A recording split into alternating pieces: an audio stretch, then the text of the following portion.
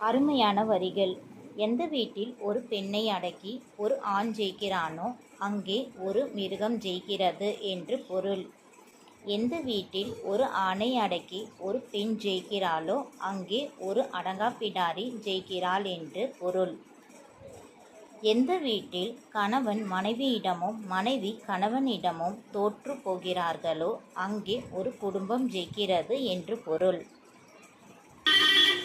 கழுகுகளை வம்புக்கு இழுக்கும் ஒரே பறவை காகம்தான். ஆனால் கழுகு காகங்களை எதிர்த்து ஒருபோதும் சண்டை போடுவதில்லை. மாறாக கழுகு உயர உயர மேலே பறந்து செல்லும். அப்போது காகம் உயர செல்லும்போது மூச்சுவிட சிரமம் ஏற்பட்டு தானாக கீழே வந்துவிடும்.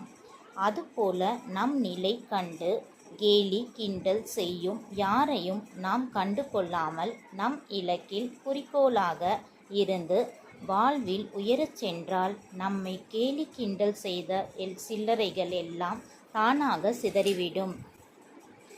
வாழ்க்கை என்பது சவால்களை நிறைந்த ஒரு பயணம். அதை பார்த்து பயந்து நின்று விடாதே, முன்னேறி கொண்டே இரு. நேற்று ஒரு புன்னகை, இன்று ஒரு மௌனம், நாளை ஒரு நினைவு, பின்னர் ஒரு மறதி. எத்தனை பேர் என்ன சொன்னாலும் நமக்கு பிடித்தது போல் நாம் வாழ்வதில் இருக்கிறது நமக்கென்ற ஒரு அடையாளம். நிரூபிப்பது அல்ல அன்பு, துணையாயிருந்து நிம்மதி தருவதே உண்மையான அன்பு. ஆறுதல் கூட சொல்ல தெரியாது, ஆனாலும் நிறைய கவலைகளை மறக்க செய்கின்றன குழந்தைகளின் முகம். பெண் பிள்ளைகள் தந்தையின் மீது அதிக அன்பு வைக்க காரணம் தன்னை ஏமாற்ற நினைக்காத ஒரே ஆண் தந்தை என்பதால். எப்போ வேண்டுமானாலும் பேசிக்கலாம் அப்படின்னு விட்டுறாதீங்க. ஏன்னா ஒரு தடவை விட்டுட்டா ஒரு சில அன்பு திரும்ப கிடைக்காது. எந்த சூழலிலும் யாரையும் நம்பாதீர்கள். ஏனென்றால் இப்போது மனிதர்கள் கொஞ்சம் கூட குற்ற உணர்வு இல்லாமல் துரோகம் செய்ய கற்றுக்கொண்டுள்ளார்கள். இந்த மாதிரி ஒரு அழகான வாழ்க்கை உங்கூட வாழணும்னு ஆசை, நடக்காதுன்னு தெரியும். இருந்தாலும் கற்பனையிலாவது வாழ்ந்து கொள்கிறேன்.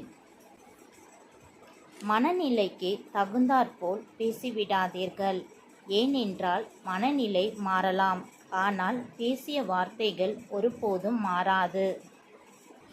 எந்த திசையில் பீரோவை வைப்பது நல்லது? பீரோவை தென்மேற்கு பகுதியில் இருந்தால் வீண் செலவுகள் அதிகரிக்கும். பீரோ வடமேற்கு பகுதியில் வைக்கும்போது பணம் சேமிப்பு சிக்கலாகி கடன்களில் சிக்கிக்கொள்ளும் நிலை உண்டாகும். பீரோ தவறான இடத்தில் இருந்தால் அடுத்தவர்களுக்கு கொடுத்த பணம் திரும்ப வராமல் போவதற்கு வாய்ப்பு உண்டாகிறது. தென்மேற்கு மூலையில் பீரோவை வைத்தால் செல்வம் அதிகரிக்க உதவுகிறது. பீரோவின் கதவு வடக்கு அல்லது கிழக்கு நோக்கி திறக்க வேண்டும் என்பது வாஸ்துவின் நம்பிக்கை. நம்ம வீட்டில் வறுமை வர காரணம் என்னென்ன தவறுகள் நாம் செய்கின்றோம் என்பதை நம்ம இந்த இதில் பார்க்கலாம்.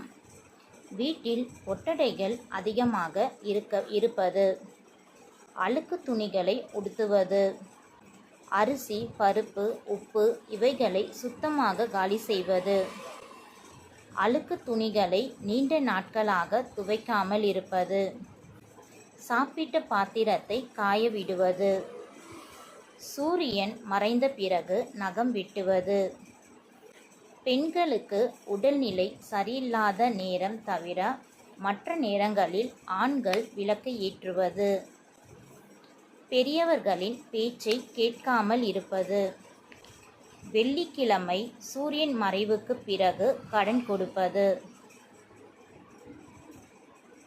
இதெல்லாம் தவிர்த்தால் வறுமை இல்லாமல் நாம் செழிப்பாய் வாழ வழி இருக்கிறது.